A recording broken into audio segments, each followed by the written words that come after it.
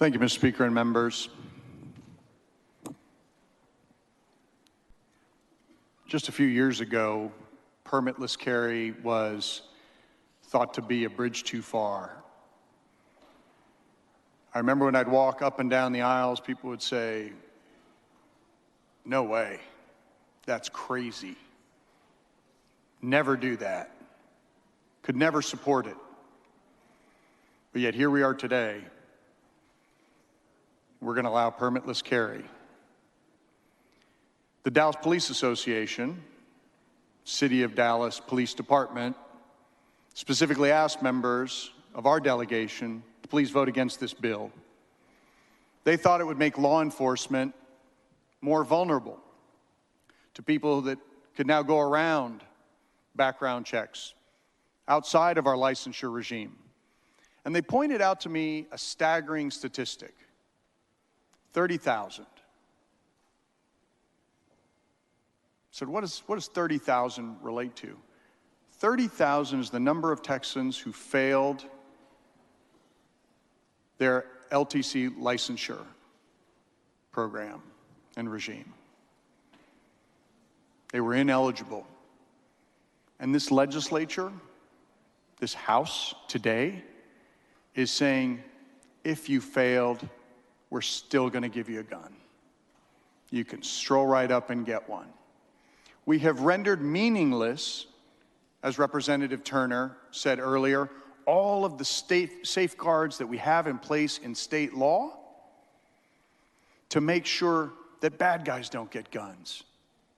Make sure that people who are mentally ill don't get guns. We are wiping that away in state law as a result of this.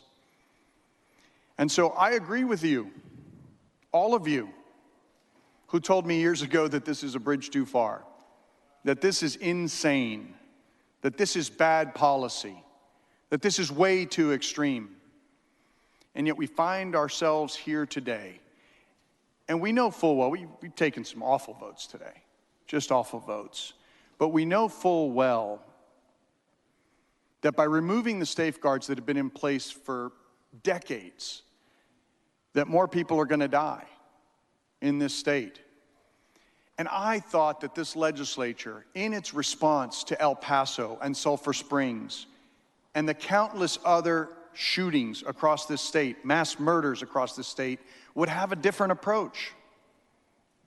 I thought we'd have common sense gun safety come to the floor that has broad bipartisan support, that has majorities of Republicans supporting it. But instead, this is our response. This is the first session, as our colleagues pointed out, since the El Paso massacre that occurred targeting Hispanic Texans,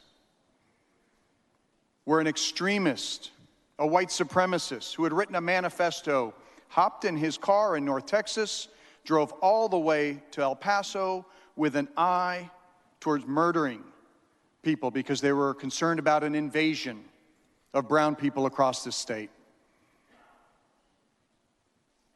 And this is our response. I fear, members, that we are now through the looking glass, that what we do makes no sense, that we are taking affirmative measures that are going to make Texans less safe. And God, I wish this was not the case.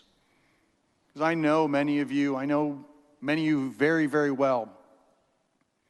And I wonder, as one of my colleagues was musing the other day, if we didn't have R's and D's next to our names, the outcome today might be a little bit different.